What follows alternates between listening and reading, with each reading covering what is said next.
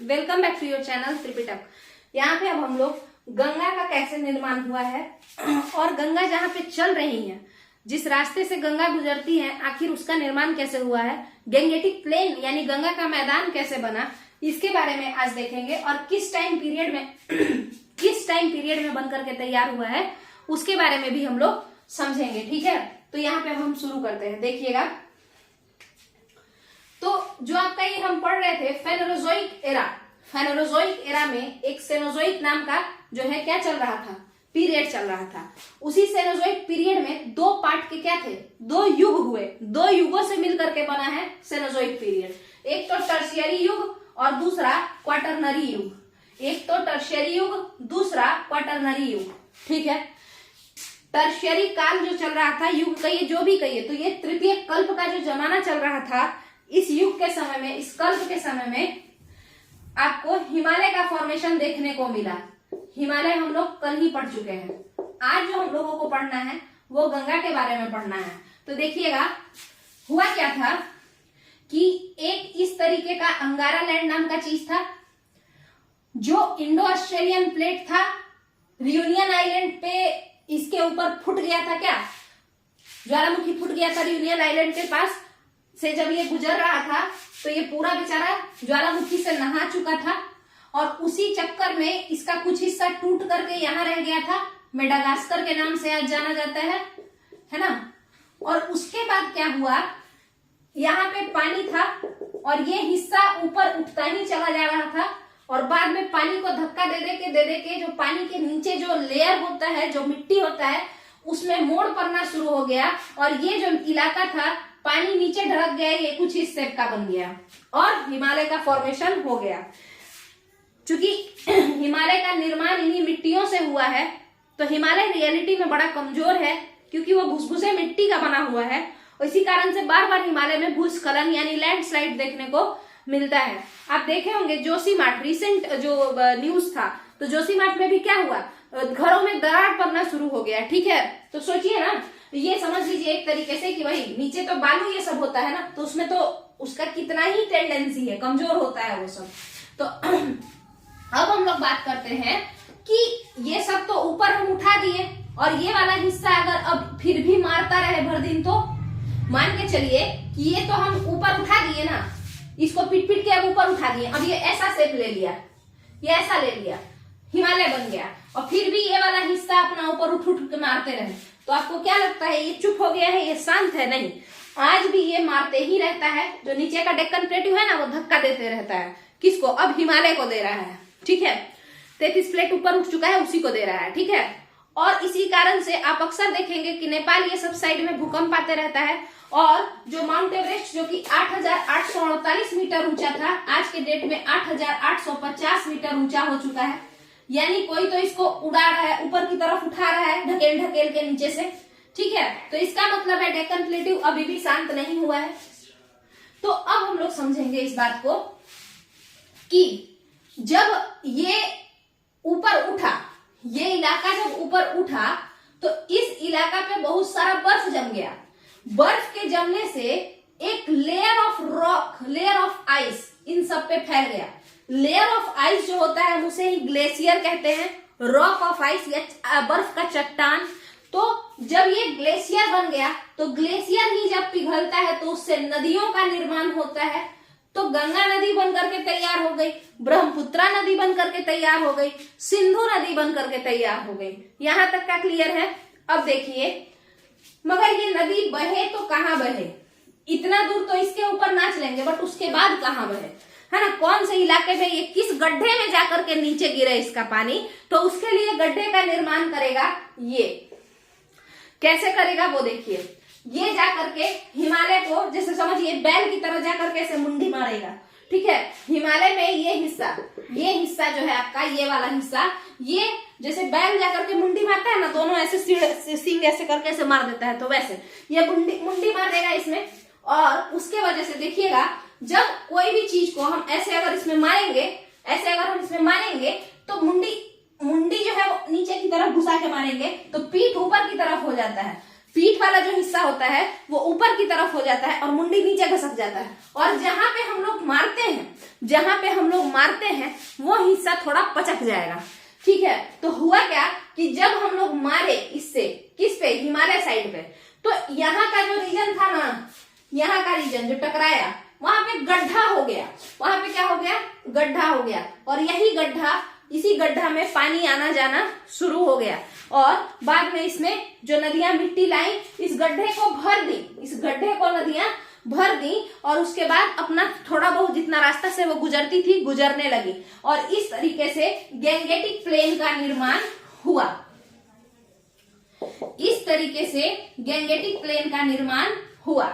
तो Gangetic plane कब बना है, तो जाहिर सी बात है कि 18 लाख साल पहले तक तो हिमालय ही बन के तैयार हुआ है, तो उसके बाद ग्लेशियर पूरा बैठा होगा, उसके बाद ग्लेशियर के बैठने के बाद नदी निकला होगा, नदी निकला तो गंगा बन गई, बट गंगा का प्लेन अभी नहीं बना है, मैदान बनने में समय लगेगा ना। फिर गंगा जी रास्ता ढूंढने लगी कि भाई इस पर्वत से हम नीचे कहाँ उतरे, ये भी तो बताओ, कहाँ जाए, कौन से गड्ढा में जाकर के गिरे, पानी का कोई ना कोई गड्ढा रहेगा उसी में ना जाके गिरेगी। तो उसके लिए डेक्कन प्लेट्यू बोला कि भाई चिंता मत किया जाए, अभी हम मारते हैं इसको, ढाई मारेंगे ना तो ये ढह जाएगा, है ना। तो जब ढाई मारा गया, देखिए जब इसमें ढाई मारा गया इस तरीके से, जब इसमें इस तरीके से ढाई मारा गया, यहाँ देखिए ये ऐसे मतलब हिमालय खड़ा है, डेक्कन प्लेट्यू शांत नहीं है अभी भी, ये गया बोला रुको हम चिंता मत करो ढाई मारते हैं। इसलिए जब ये ढाई मारा, देखिए ऐसे करके ऐसे मारेगा, तो ये जो ये वाला हिस्सा है ना, इसको मारेगा ना तो यहाँ पे टूट जाएगा, यहाँ पे गड्ढा हो जाएगा, मगर पीछे का हिस्सा ऊपर उठ जाएगा। ठीक है, पीछे का उस हिस्सा क्या होगा, थोड़ा ऊपर उठ जाएगा। यही सेम चीज हुआ और यहाँ गड्ढा का निर्माण हो गया। फिर गंगा ब्रह्मपुत्र सभी लोग उतर के गड्ढा को भरने में लग गए। गंगा ब्रह्मपुत्र ये लोग सभी लोग जो नजदीक की थी, और जो सिंधु तो बहुत ऊंचाई से आ रही थी, तो वो अपना उधर से ही रास्ता देख करके नीचे चली गई। ठीक है, तो जो नजदीक की थी वो लोग आकर के यहाँ पे गड्ढा को पहले भरी, और उसके बाद और एक्स्ट्रा मिट्टी ला करके लगाने लगी गड्ढा के किनारे, और इस तरीके से गैंगेटिक प्लेन का निर्माण हो गया। तो गैंगेटिक प्लेन का निर्माण कब हुआ है, प्लीस्टोसीन पीरियड, प्लीस्टोसीन युग में हुआ है। इसी तरीके से कोई कहेगा कि गैंगेटिक प्लेन का निर्माण कब हुआ है, तो ये इसी का ना हिस्सा है, क्वाटरनरी में ही ना दो युग आए, प्लीस्टोसीन और होलोसीन। तो आप कह सकते हैं कि चतुर्थ कल्प में गंगा के मैदान का निर्माण हुआ है, ये भी सही है। दूसरा, कोई अगर ये कह देगा कि सेनोजोइक पीरियड के समय में, सेनोजोइक एरा के समय में, सेनोजोइक एरा है, महाकल्प है, उस समय में गंगा का निर्माण हुआ है, तो आप कहेंगे कि सही बात है। कौन सा ये गलत बात है, इसी महाकल्प में ना दो कल्प हुए हैं, टर्शरी और क्वाटरनरी, यानी चतुर्थ और तृतीय, है ना। तो दोनों ही सारे बात सही है, सारा बात सही है। प्लीस्टोसीन युग में हुआ है गंगा का मैदान का निर्माण, सही बात है, इसी का हिस्सा है, ये दो भाग में बटा है, यही जो समय था इसको दो भाग में बांटा गया है। क्वाटरनरी यानी चतुर्थ कल्प में हुआ है गंगा का निर्माण, सही बात है। ठीक है, इसके बाद बताइए सेनोजोइक महाकल्प में हुआ है गंगा का निर्माण, सही बात है। ठीक है, तो देखिए गंगा के मैदान का भी निर्माण उसी समय हुआ है। अब इस बात को समझिए, गंगा का मैदान तो हम लोग बना दिए, गंगा का मैदान तो हम लोग बना दिए, बट एक चीज और क्या है कि आप जानते होंगे कि ये जो आपका इलाका है, हम कहे थे कि ये हिमालय खड़ा है, इस पे मारे तो यहाँ का कुछ हिस्सा नीचे धसक जाएगा, बट ये वाला इलाका ऊपर उठ जाएगा। इसी कारण से डेक्कन प्लेट्यू का जो इधर का रीजन है ना, इधर का रीजन है वो ऊंचा उठा हुआ है, और वो सेंट्रल हाईलैंड के नाम से जाना जाता है। किस नाम से जाना जाता है, सेंट्रल हाईलैंड के नाम से जाना जाता है। डेक्कन प्लेट्यू का ऊपर वाला हिस्सा, ऊपर वाला है ना, मध्य प्रदेश ये सब साइड का जो रीजन है उसको हम किस नाम से जानते हैं, तो सेंट्रल हाईलैंड के नाम से जानते हैं। किस नाम से जानते हैं, मध्य उच्च भूमि के नाम से जानते हैं, सेंट्रल हाईलैंड के नाम से जानते हैं। क्या क्लियर है ये बात? इसी टकराव के कारण पीछे वाला जो हिस्सा था, देखिए पूरा ये नीचे वाला नहीं, इतना दूर में टकराया, जैसे आगे वाला पोर्शन ना, इस डेक्कन का आगे वाला पोर्शन जाके ना इससे टकराया था, तो बीच वाला धंस गया। आगे में जो ये वाला था, देखिए जैसे टकराया कौन था, एक बार फिर से देखते हैं। देखिए पूरा का पूरा डेक्कन का इलाका जाके टकराया था क्या? ऐसा बात तो नहीं है, इतना दूर का हिस्सा जाकर के टकराया, तो इसमें इतना तो टूट करके इसका और थोड़ा बहुत हिमालय का टूट गया और धंस गया, और ये वाला जो हिस्सा हुआ ना, ये वाला हिस्सा ये ऊंचा उठ गया, और ऊंचा उठा हुआ उसी हिस्सा को हम लोग सेंट्रल हाईलैंड के नाम से जानते हैं, मध्य उच्च भूमि के नाम से जानते हैं। यहां तक का क्लियर है? जहां पे आज के डेट में बाघेल खंड, बुंदेलखंड, ये सब वाला रीजन पड़ता है। तो ये आपका क्लियर है, सेंट्रल हाईलैंड बन करके। तो ये भी कब बना होगा? प्लीस्टोसीन पीरियड में बन करके तैयार हुआ होगा। और उसके बाद हम लोग देखते हैं कि बढ़िया सब चीज चल रहा था, और इसी गंगा का जब निर्माण हो गया, जब नदियां आ गई, गंगा बन चुकी हैं, तो बताइए क्या मानव के रहने के लायक सब चीज फिट फाट नहीं हो गया है? तो फिर मानव की उत्पत्ति हो गई और आदि मानव आपको मार्केट में दिखाई देने लगे। ठीक है, स्टोन एज आ गया। ठीक है, स्टोन एज आ गया।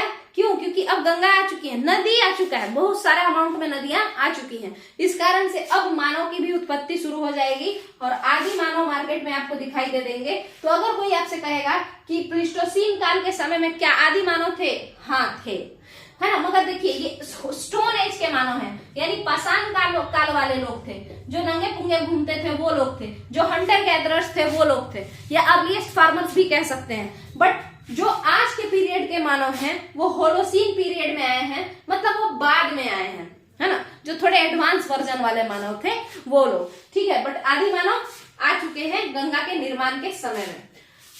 गंगेटिक प्लेन बना, उसके बाद सभी लोग आ गए, नर्मदा ये सब के पास आके रहना शुरू कर दिए। अब देखिएगा इसके बाद क्या हुआ कि सब चीज ठीक ठाक चल रहा था, और उसी समय आपका इंडिया जो है ना, जो इस तरीके से है और इधर से ऐसे ऐसे है। एक सेकेंड रुकिए, इसको मिटाना पड़ेगा पहले। और अब मेघालय का जो है हिस्सा वो टूटेगा। कहाँ गया वो? ये सब बन करके तो तैयार हो गया, बट एक चीज और बचा है, और वो है मेघालयन एज और मॉडर्न ह्यूमन, यानी कि जो होमो होमोसेपियंस है उनको लाना है अब। और इस तरीके से जियोलॉजिकल टाइम पीरियड जो है ये खत्म हो जाएगा और हम लोग प्रेजेंट डे में आ जाएंगे। ठीक है, देखिएगा यहाँ पे हुआ क्या कि ये नॉर्मल जैसे इंडिया इस शेप में है ना, ऐसे, और फिर इसके बाद ऐसे जाकर के कुछ इसी तरीके से इंडिया है, और फिर ऐसे नीचे चला जाता है ना, इस शेप में है। तो कहने का मतलब है कि यहाँ पे हम लोग देखते हैं कि बंगाल की खाड़ी पड़ जाता है। जैसे झारखंड से हम लोग चलते हैं, ये झारखंड हुआ, तो नीचे आपको पानी में जाना पड़ेगा और उसके बाद फिर जो है मेघालय दिखाई देता है ना। पानी से गुजरने के बाद जो है मेघालय, बीच वाला हिस्सा बंगाल की खाड़ी, यहाँ पे पानी है जिसको हम बे ऑफ बंगाल के नाम से जानते हैं। किस नाम से जानते हैं? बे ऑफ बंगाल के नाम से जानते हैं। अब आपको हम एक बात बताते हैं, ये जो रीजन है ये पहले आपस में सटा हुआ था, ये पूरा रीजन, और क्या था ये लैंडमास था। ठीक है, बट आज से 10,000 साल पहले की बात है। कितने हजार साल पहले की बात है? 10,000 साल पहले की बात है कि यहाँ पे एक मालदा नाम का जगह है, यहाँ पे एक मालदा नाम का जगह है, और यहीं पे अचानक से भूकंप टाइप का आया और पूरा का पूरा जो पृथ्वी है यहाँ इस रीजन का जो पृथ्वी है ना, इस रीजन का वो टूट गया। देखिएगा ये कैसा है, आज के डेट में कैसा है ये तो सभी लोग जानते हैं। आज के डेट में ये कुछ इस तरीके से ऐसे नीचे चला जाता है, और यहाँ पे क्या है, तो यहाँ पे पूरा बंगाल की खाड़ी है। बंगाल की खाड़ी क्या है? एक नदी है, माने समुद्र है, समुद्र, नदी नहीं कहिए उसको। बट पहले के जमाना में ऐसा नहीं था, ये पूरा इलाका इस तरीके से सटा हुआ था। देखिए यहाँ पे जो आपका ये झारखंड है और ये मेघालय है, ये दोनों आपस में सटे हुए थे। झारखंड और मेघालय वाले रीजन आपस में सटे हुए थे। ये पूरा लैंडमास था, है ना, स्थल खंड था। मगर तभी क्या हुआ, आज से 10,000 साल पहले की बात है, ये वाला हिस्सा, यहाँ पे मालदा नाम का एक जगह है, ये बंगाल में है, पश्चिम बंगाल में। मालदा आम यहीं का फेमस है। तो ये वाला हिस्सा के पास से टूट गया धरती, तो ये टूट गया, सारा पानी पानी आ गया। जैसे ये टूट गया तो टूटने के बाद इसके अगल बगल जो पानी था ये पूरा गैप को भर दिया, और ये सारा ही पानी वाला रीजन हो गया। और इसीलिए मेघालय कहाँ चला गया? उस साइड चला गया, झारखंड इस साइड रह गया, बीच में बंगाल की खाड़ी हो गया। ठीक है, तो ये जो गैप है इसको मालदा गैप के भी नाम से जाना जाता है। बंगाल की खाड़ी वाला जो रीजन है वो जो गैप हो गया दोनों के बीच में, उसको मालदा गैप या मालदा फॉल्ट के नाम से भी जाना जाता है। मतलब कि मालदा दरार। ठीक है, तो यहाँ पे आपका ये क्लियर है। और ये किस पीरियड में हुआ है, इस जब ये टूटा ना, जिस समय ये टूटा आज से 10,000 साल पहले, तो उस समय से अभी तक के एज को हम लोग मेघालयन एज कहते हैं। जैसे पहले स्टोन एज था ना, तो वैसे ही अभी तक के एज को हम लोग क्या कहते हैं, मेघालयन एज कहते हैं। और मेघालयन एज में जो है हम लोग जी रहे हैं। कौन से एज में हम लोग जी रहे हैं, मेघालयन एज में जी रहे हैं। इसके बाद अभी तक, मतलब ये जो टूटा है, इसके बाद अभी तक कोई ऐसा बहुत बड़ा चेंज नहीं आया है जिसके नाम पर युगों का नाम पड़े या किसी समय काल का नाम पड़े। ठीक है, तो आपका पूरा का पूरा कंप्लीट हो गया जियोलॉजिकल टाइम पीरियड। ठीक है, जियोलॉजिकल टाइम पीरियड आपका कंप्लीट हो जाता है। इसमें बहुत सारा इंडिया का स्ट्रक्चर हम लोग समझ चुके हैं। अब रॉक को हम लोग जोड़ करके पढ़ेंगे क्या, जैसे देखिए यहाँ पे जो पुराना जमाना का रॉक होता है वो सब बहुत हार्ड होता है। तो यहाँ से पीछे वाले जितने भी प्री कैम्ब्रियन रॉक होंगे, यहीं पर ना मानव का उत्पत्ति हुआ है फेनेरोजोइक के पैलियोजोइक काल में। बहुत पिछले वीडियो में 2-4 वीडियो पहले ये बताया गया है। तो यहाँ के पहले जितने भी चट्टान होंगे, उन सभी चट्टानों में क्या कोई कार्बन पाया जाएगा, नहीं पाया जाएगा। तो सारे के सारे प्री कैम्ब्रियन रॉक होंगे। हाँ, उसी तरीके से इन चट्टानों से निकाला गया कोई भी खनिज, इन चट्टानों से निकाले गए किसी भी मिनरल में क्या कार्बन पाया जाएगा, नहीं पाया जाएगा। ठीक है, जैसे आयरन ये सब मिलेगा यहाँ पे, इन सारे जगहों पे, इन सारे प्लेसेस पे। ऐसे चट्टानों में ऐसा जो चट्टान होगा ना, जो आर्कियन काल का बना हो, प्रोटेरोजोइक काल का बना हो या हेडियन काल का बना हो, तो इन सारे काल के बने चट्टानों में आपको कार्बन नहीं देखने को मिलेगा। और इन सारे काल के चट्टानों में आपको हार्ड रॉक्स देखने को मिलेंगे, हार्ड मिनरल्स देखने को मिलेंगे। और अगर मेटल भी देखने को मिलेंगे तो वो हार्ड मेटल होंगे। जैसे जैसे आपको देखने को मिल जाएगा लोहा, है ना, ये सब चीज देखने को मिलेगा।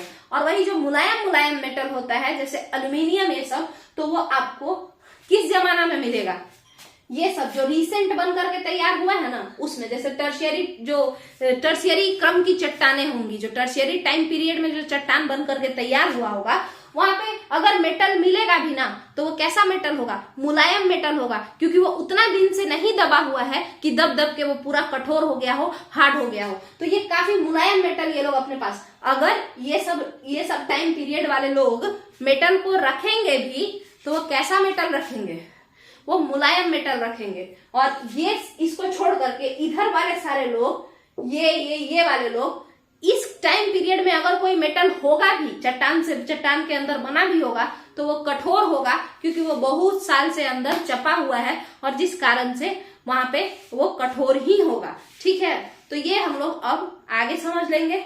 और अब हम लोग इंडिया में कौन कौन सा टाइप का चट्टान पाया जाता है उसको समझेंगे। और फिर उससे हम लोग थोड़ा बहुत खनिज को भी कनेक्ट करने का कोशिश करेंगे कि अगर इस क्रम का चट्टान है, इस टाइम पीरियड का चट्टान है, तो इसमें किस टाइप का मिनरल मिलेगा, किस टाइप का एलिमेंट देखने को मिलेगा। और फिर आपका ये जियोलॉजिकल टाइम पीरियड पूरे तरीके से खत्म हो जाएगा। और उसके बाद हम लोग हिमालय को समझेंगे। अब मतलब हिमालय को बनवा तो दिए हैं, हिमालय में कितने तरीके का माउंटेन पिक है वो देखेंगे, कौन कौन सा ग्लेशियर है, कितने रेंजेस हैं उसमें, है ना। तो वो जो फैक्ट बेस्ड होता है वो सारा हम लोग समझने का कोशिश करेंगे। और उसके बाद हम लोग आगे बढ़ के नदी पढ़ेंगे और ऐसे ही धीरे धीरे कंप्लीट कर लेंगे पूरा इंडियन ज्योग्राफी को एकदम अच्छे से डीप में। ठीक है, जितना भी ट्रिब्यूटरी होगा लमसम हम बताने का कोशिश करेंगे हर एक नदी का। बीपीएससी लेवल तक का समझ लीजिए, तो पीसीएस लेवल तक का इस चैनल पे तैयारी ज्योग्राफी का, हिस्ट्री का जो है यहाँ पे आराम से हो जाएगा। साइंस ये सबको भी हम लाएंगे। जीके जीएस का इस चैनल पे पूरा कंप्लीट अच्छे से डीप में करवाया जाएगा। चलिए, थैंक यू। अगर चैनल पसंद आए तो चैनल से जुड़ जाइए, चैनल को सब्सक्राइब कर लीजिए और शेयर भी कीजिए लोगों के साथ, वीडियो को लाइक कीजिए। Thank you.